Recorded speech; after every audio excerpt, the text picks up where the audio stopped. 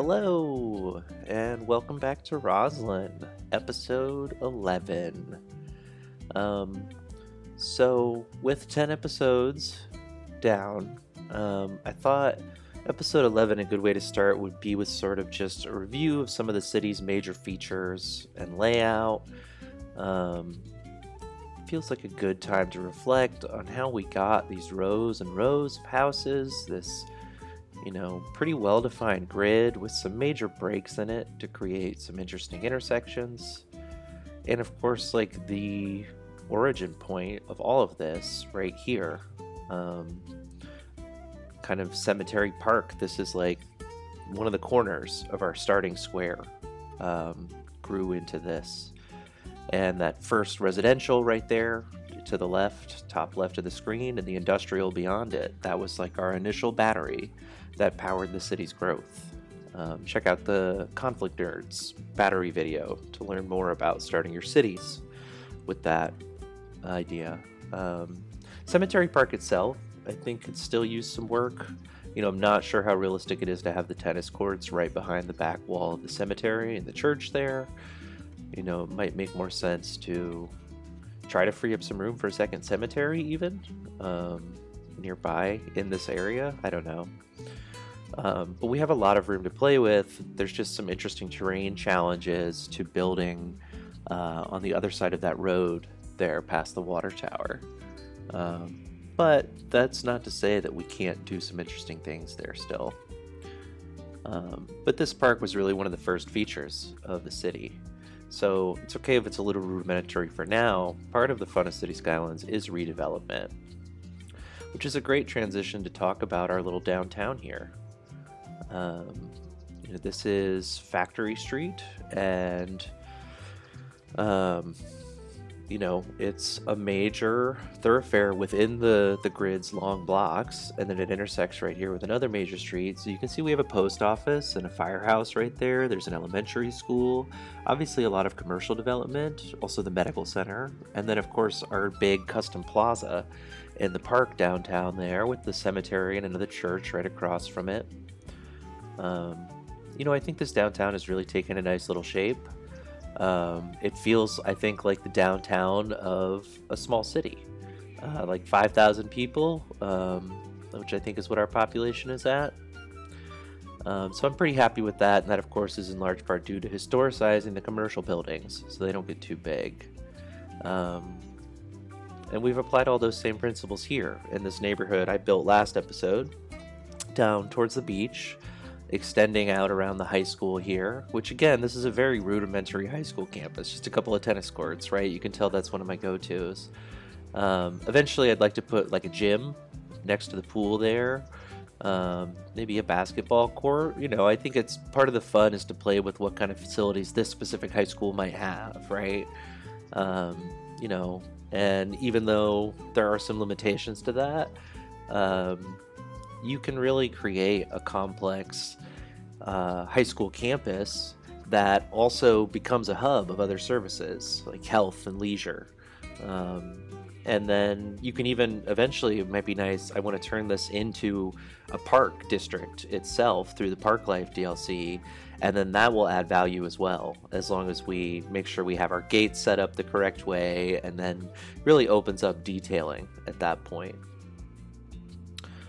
I think keeping with the theme of rudimentary parks, we of course have this land past the farmer's market here that we could turn into more farmer's market eventually, but which I thought it would be nice to sort of imagine an arrangement between the city and this farm that is, Fairfield Farm is a major player right now in the city. If they were like, can we set up this farmer's market right here? It's not technically, maybe they bought the land, but they knew it was going to be a major use and it's going to be right up against some homes. So, I wouldn't surprise me with this sort of development like this to see them also arrange maybe even just a good faith showing with the city of like, okay, we'll help plan the rest of these blocks down here out as some kind of park situation so that the farmer's market has this great outdoor space, which is good for us, and the city gets a bunch of valuable, assets added in right in this what's going to be a very central corridor. This is the space between Grove Street and Valley View Street. So it's it's going to be major. We can sort of see that from here. That path down to that little yellow spot where you can still see the buildings, the farm. Even as the city continues to expand, potentially all the way out there into those hills up by the highway, who knows? That is going to be a major, and it's only outlined with dirt to the highway right now. But also, of course, this is going to be a district. And I think part of what I want to do is create, it's good to zone in a bunch of residential as you're expanding nearby industrial. So if we expand the farm, we're going to want the option to add a bunch of workers nearby. So just giving that a sense of definition with our districts, which is what we're going to do right here too. Again, this is this major Valley View and Grove corridor through the city, which eventually it might be smart to put one-way streets, the two-lane one-way streets on both sides of this, and really make it feel more like a sort of separated connector than two locals that are doing all that work. But so then we're just extending the Fairfield Farm District out a little ways here. To say even could be a situation where the city agrees to make a sale here as long as there are some public uses to the land. And I think that's part of the fun of City Skylines, is figuring out how to sort of write the story of your city in your head. There's some limitations to the game. The game sort of has its own imagination about a lot of things. But those are sort of guidelines in a way. There's some things you could change with mods, how certain systems work, but the way the game is balanced sort of creates the confines of the reality of your city for you. And if it's just like a model maker, that's fine. Not every city has to have some deep backstory, but I think I find, and it seems like a pretty common theme, that giving your city a character seems to make it more interesting to keep playing it for hours and hours and hours as you perfect your little virtual model village.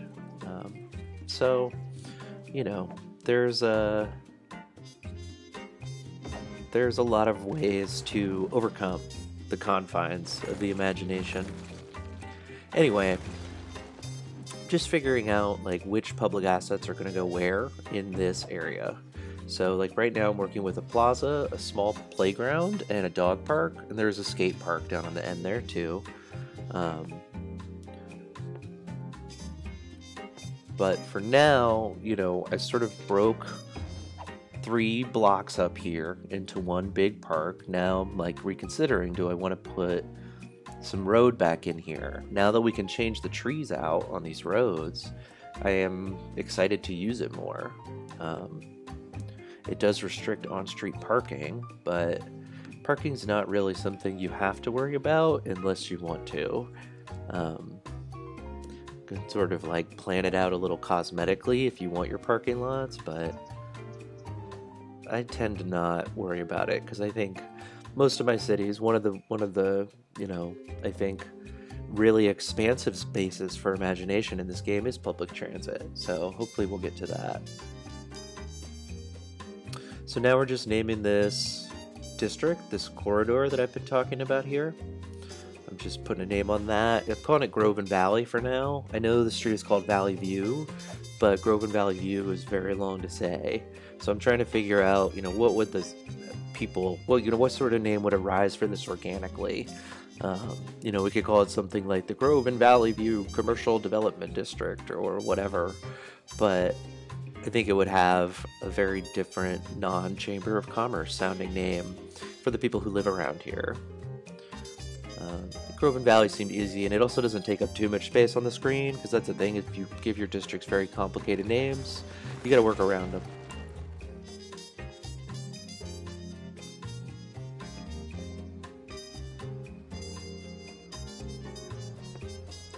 So, just looking at what's in this square right now, and really assigning the character to these things, simply with like a name here.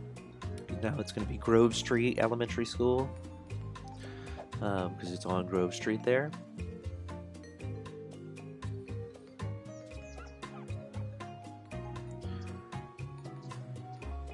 And because like we should expect commercial demand to remain high, leaving some free space in this major corridor right now, I think is going to pay off in the long run, because we will be able to add plenty of blue in there. So now I'm gonna give Grove Street its namesake. Obviously, I named this Grove Street because it was coming down by the farm, and I always wanted to put like a big grove of trees right on Grove Street. You know, that's how things get their name mostly, is for what's there. So dropped in some greenhouses. I'm just gonna go in and change those, and because we are on a tropical map, I'm gonna do oranges. Could throw in apples and pears later, but you know, an apple trees, that's an orchard. And pears, I don't know what you call a group of pear trees, but when I think of grove, I think of oranges, maybe other citrus fruits, maybe mangoes. Do they grow in groves? I feel like that's right. So if we want this to be Grove Street and not Orchard Street, I think oranges are the way to go, personally. And then I'm just gonna, you know, play my favorite game, Ultimate Fencing Simulator 5000, and just really try to sink some fencing in here in sweet spots. Like right behind those orange groves, I think it would make sense that the farm would want to have some kind of even just token barrier. And then obviously, because we just dropped in a bunch of, new crops, I'm gonna need somewhere to put them all. So we're gonna drop a couple of silos in here.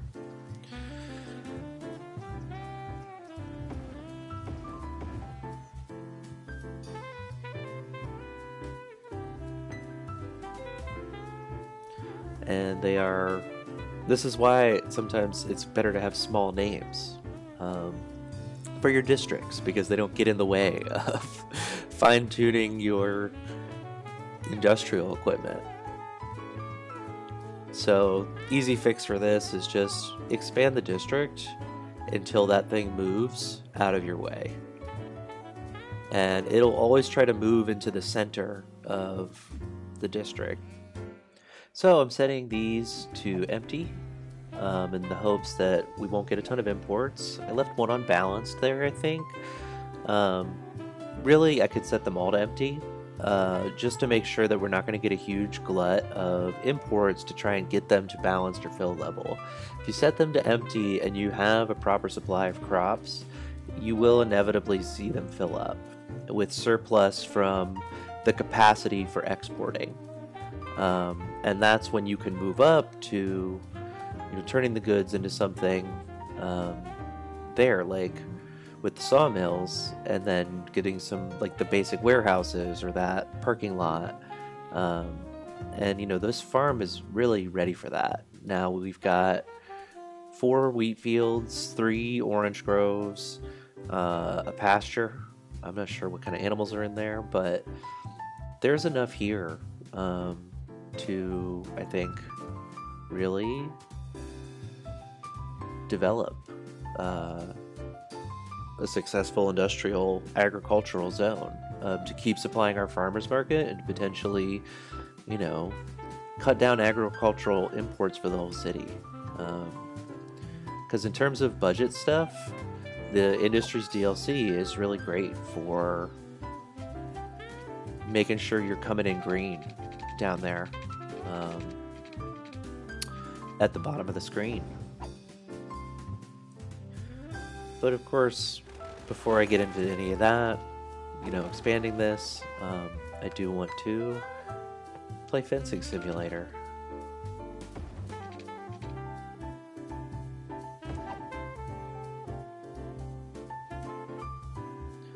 Yeah, so it looks pretty nice for now, I think.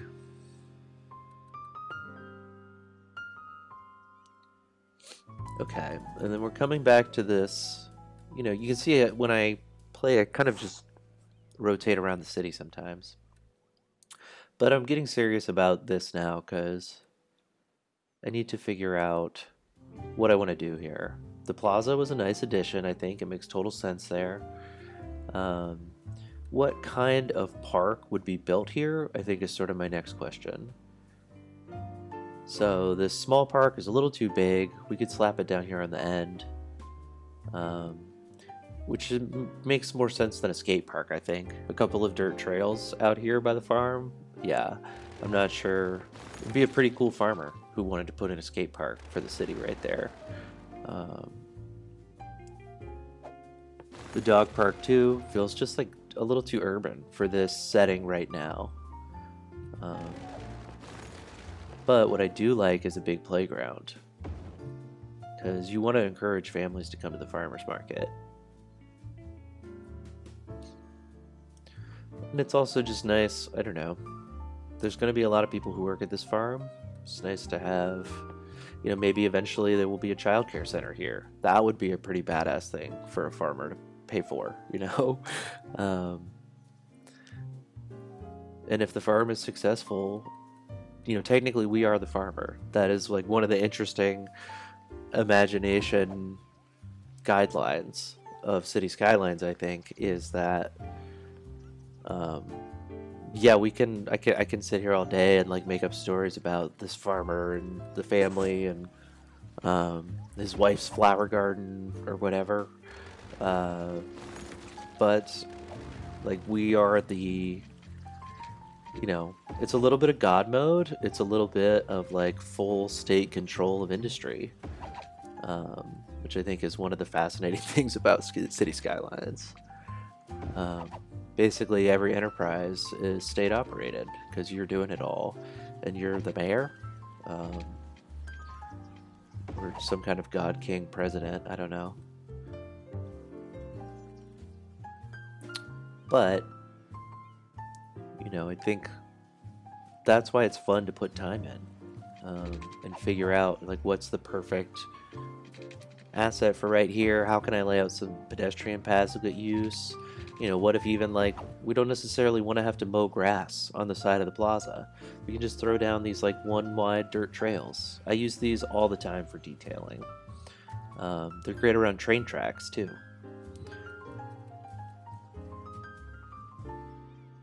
The one downside to the dirt trails when you are using them as pedestrian paths, they don't come with lights on them. So I always have to go in at night and figure out where I need some extra light. So I put this playground in and I tried to take advantage of all its path connections here. And I thought maybe it made more sense to have two entrances on the city side of it, but then I want the fencing to be on the back of it there, so the kids don't wander off into the orange grove, at least until they're like teenagers and can go make bad choices back there or something. I don't know.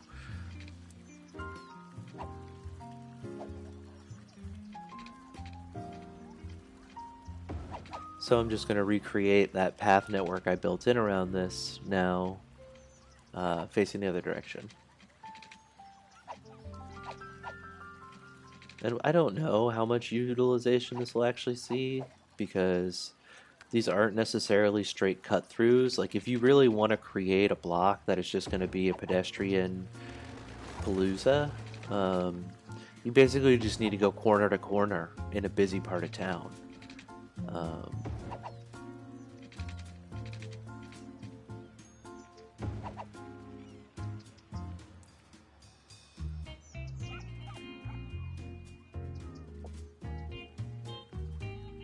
So I'm really happy with this, I think it makes a lot more sense than a dog park and a skate park for now. Um,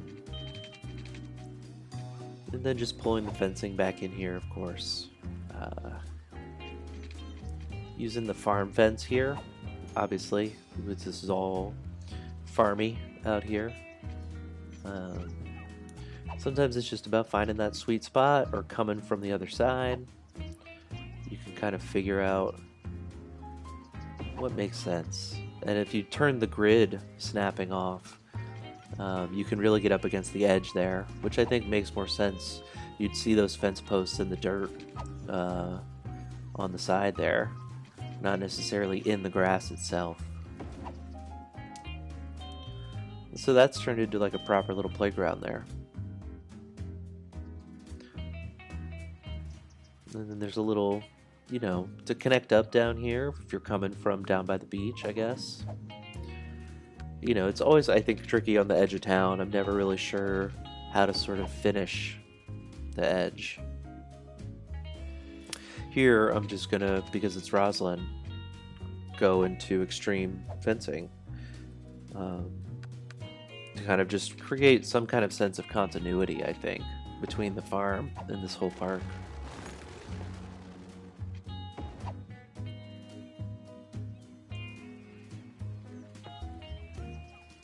And I don't know now what to do with this little triangle either, though, which is funny. So just drag some fencing in. What else can I do? There you can see we're like coming off the road guideline and it's just not perfectly parallel. Then we're still snapping to grid and we turn that off. And then we can come right back in there in our sweet spot in the dirt.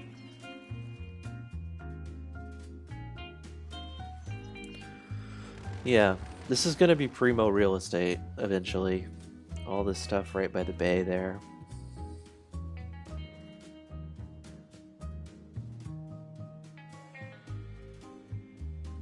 And given that we're seeing a ton of residential demand right now, well, you know what that means. It is... Oh, I think first I want to figure out where the... Because I want to break up these blocks. This one, like down at the bottom of the screen right now, is huge. There's going to need to be some kind of break here. And I'm kind of just figuring out where to place that based on where the diagonal is and sort of how these blocks, even the really short ones, are going to continue on the other side of the diagonal. Because I don't want those to be too long either. And this is going to be, I think, a major aspect of Roslyn moving forward, is these diagonals. I think I'm really taking a lot of inspiration from Chicago for that, because it has a very extensive grid and then some very powerful diagonal cut-through roads. So here, you know, obviously I want it to straight as much as I can, but creating a little triangle there, I think, is more interesting than just like coming in at whatever angle. Because now we can create another 6-point intersection there, which is another distinguishing feature that those diagonal roads give you. You can really create these major sort of centers that are easy to find.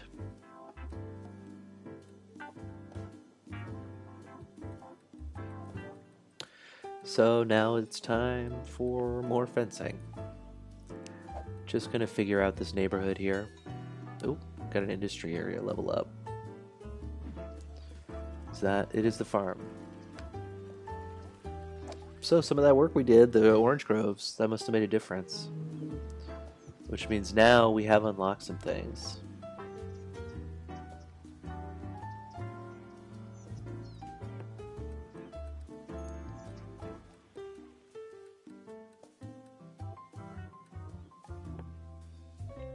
So the flour mill is really kind of the first thing you might want to put in once you've got your crop levels up, because some of those crops are going to be going to our animal pasture, and we could continue to place animal pastures and get more animal products, or we could turn some of the crops into flour and prepare to use it. You know, start to develop the first link of the supply chain here. So initially I put this flower factory right here. Obviously want to upgrade the road to it, because it's going to be a lot of heavy truck traffic. You know, this is a spot that makes a lot of sense in terms of bringing crops to it. And then of course I'm going to want to put down like a yard or an actual warehouse to store the flour.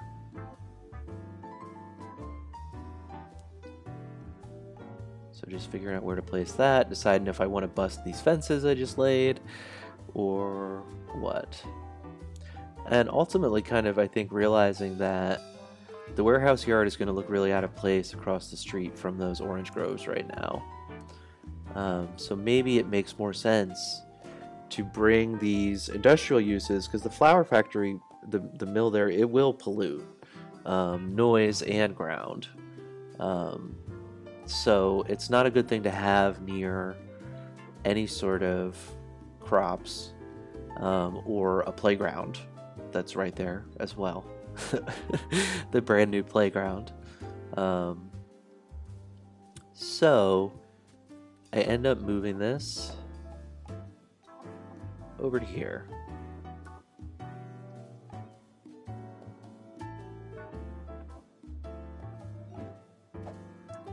And really the first step in that process is figuring out, like, how do I actually want it to sit in here? Because it would be great to have like direct access to Factory Street and really immediate access to this diagonal right here.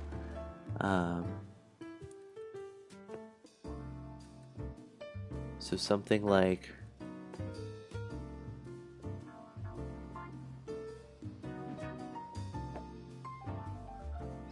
this has a lot to recommend to it, I think.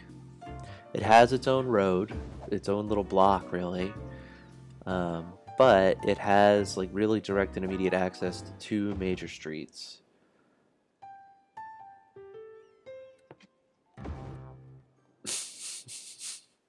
That was great timing.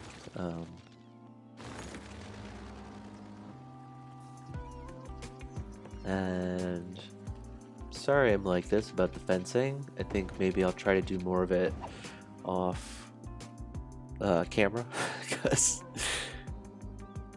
when things do get busted and then I have to go back through and redo the fencing I've already done earlier in the episode, I don't know if that's like a ton of fun to watch. You know, I think at least with the fencing, one nice thing about it is it has really helped improve my understanding of the game's mechanics.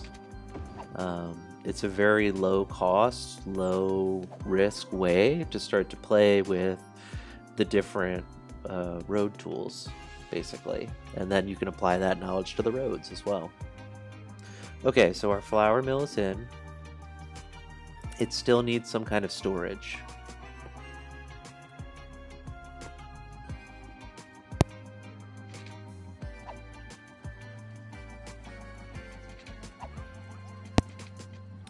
But of course, before I get to anything practical, let me put a fence around it.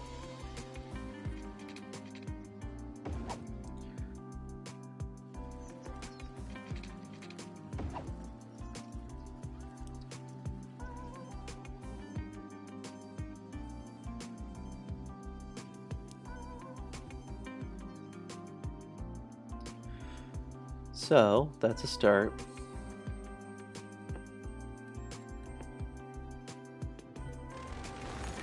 And then just using some pedestrian paths here, I think, to see sort of what makes sense. Trying to imagine where people are going to be coming from and trying to get to right here. Just sort of a tricky thing, but I think if I'm planning to put a bunch of residential zoning right over there, you're definitely going to want access for workers to these brand new industrial uses.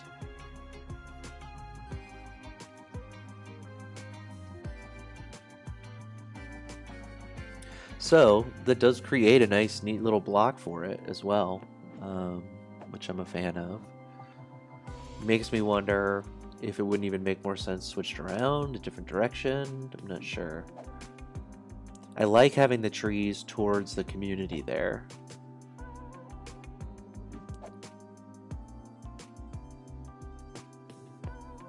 the riding stable just it makes less and less sense here, I think, which is unfortunate.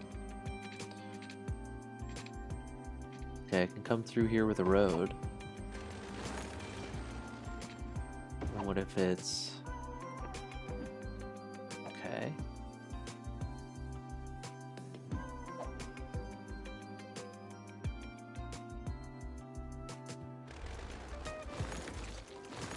Yeah, I'm not happy with any of that.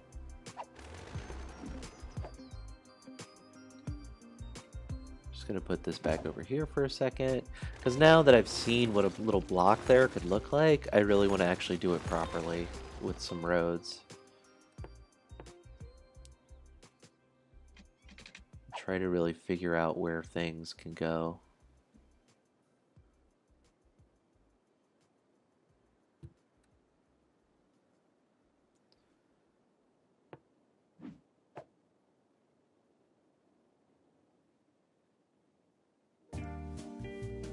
Guess could put it straight on Factory Road, but then it's also like right next to the cemetery. There's no distance there. Ultimately, I think the way I had it is the way that makes the most sense. Does create some space, and we can landscape that in too. It will need to be something pollution resistant, but can at least create like a noise and a visual barrier between the flour mill and the cemetery and the church. Although, you know, like on church Sunday, it wouldn't necessarily be active at the mill. Hopefully everybody's got the day off. We'll definitely have the unions enabled, the setting. Interesting.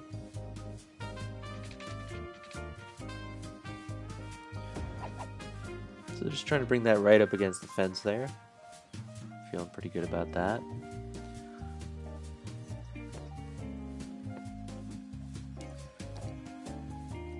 Yep, just go down through here, and we want to put on city planning. That's what I'm looking for. So, filter industrial waste. Good to have for the whole city, honestly. Definitely want to look at that. And the workers' union, of course. Obviously going to have that on every city. I will probably enable those city policies citywide here shortly when I think to do it. But for now, definitely want it on the farm. Shout out to the UFW, United Farm Workers.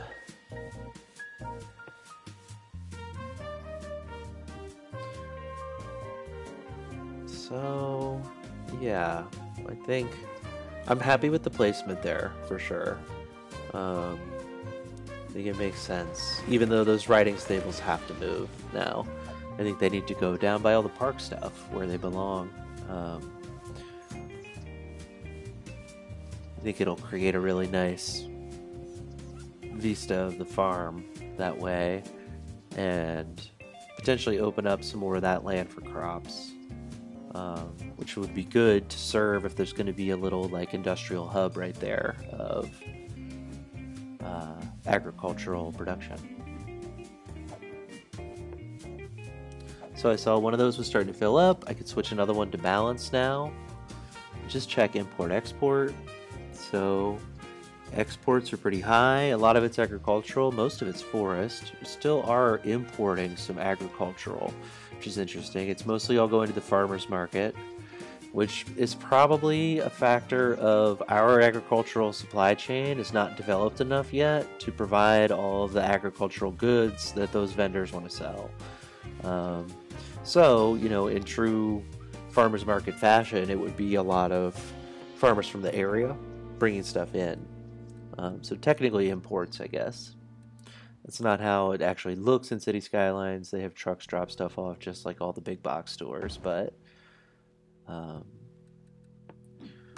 so expanding this industrial, this little sliver of industrial right here, obviously going to need a warehouse for flour. It doesn't make sense facing a dirt road right there, I don't think. But the paths that are here do give me a pretty clear sense of where it would make sense to throw in a block. So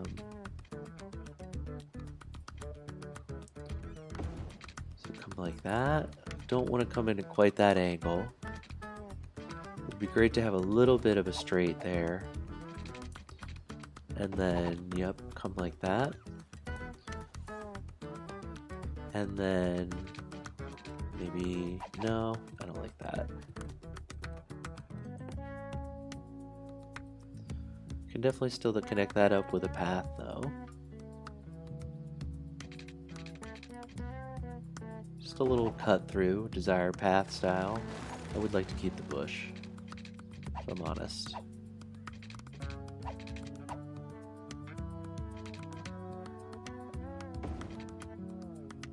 Yeah, that's fine.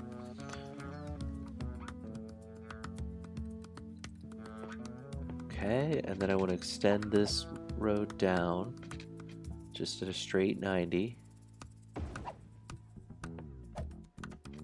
Great, I can turn that back into dirt.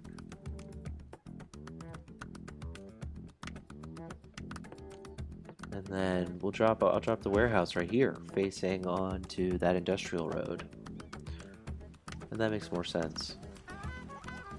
Honestly, that road could be industrial too. It makes sense to have sidewalks up against all that cement.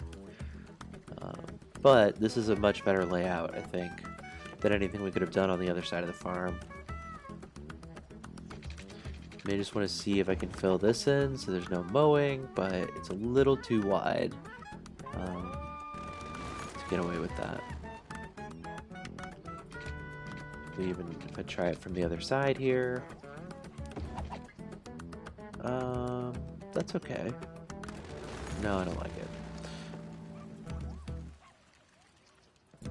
Well, this is a very rudimentary development of this industrial zone, but it's also going to be a big one in terms of workers. So let me check my... Oh, unemployment's only 4%, so there's going to be a lot of jobs we need to fill. I think that's going to be next episode. See you then.